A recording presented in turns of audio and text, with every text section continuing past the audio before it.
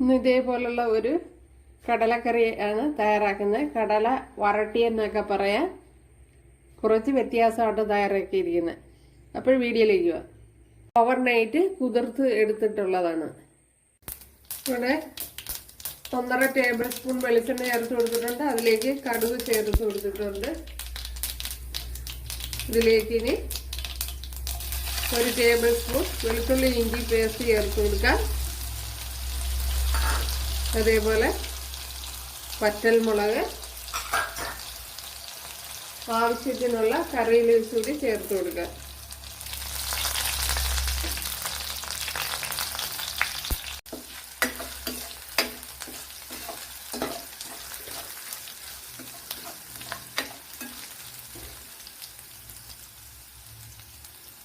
ഇവിടെ വെളുത്തുള്ളി ഇഞ്ചിയൊക്കെ ചുമന്ന് വന്നിട്ടുണ്ട്. അതിലേക്ക് ഒരു ചെറിയൊരു സവാള, അതേപോലെ 10 കുഞ്ഞുള്ളി ഇത്രയും ചേർത്ത് കൊടുക്കുക.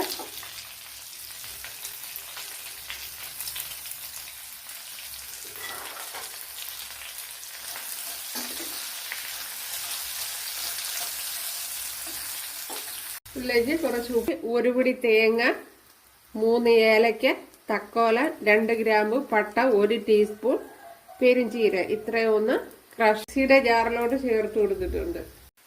ഇതിലേക്ക് ഒരു തക്കാളിപ്പഴം എടുത്തിട്ടുണ്ട്, അത് ചേർത്ത് കൊടുക്കുക. അപ്പോൾ ചെറിയൊരു തക്കാളിപ്പഴമാണ് എടുത്തിട്ടുള്ളത്. ഇതിലേക്ക് മഞ്ഞൾപ്പൊടി ചേർത്ത് കൊടുക്കുക.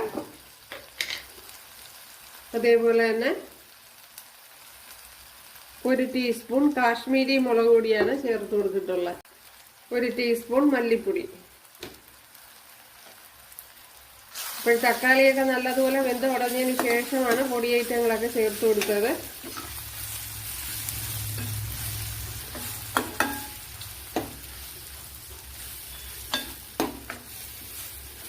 തക്കാളിപ്പഴമൊക്കെ നല്ലതുപോലെ ഉടഞ്ഞു വരണം.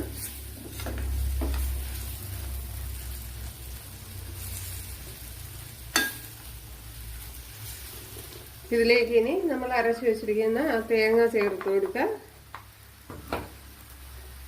ക്രഷ് ചെയ്തെടുത്തതാണ്.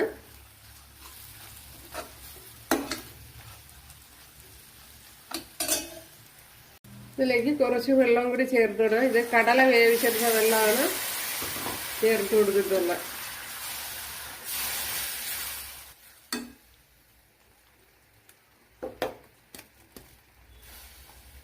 മസാലയൊക്കെ വെന്ത് വരെ ഒന്ന് അടച്ചു കൊടുക്കുക.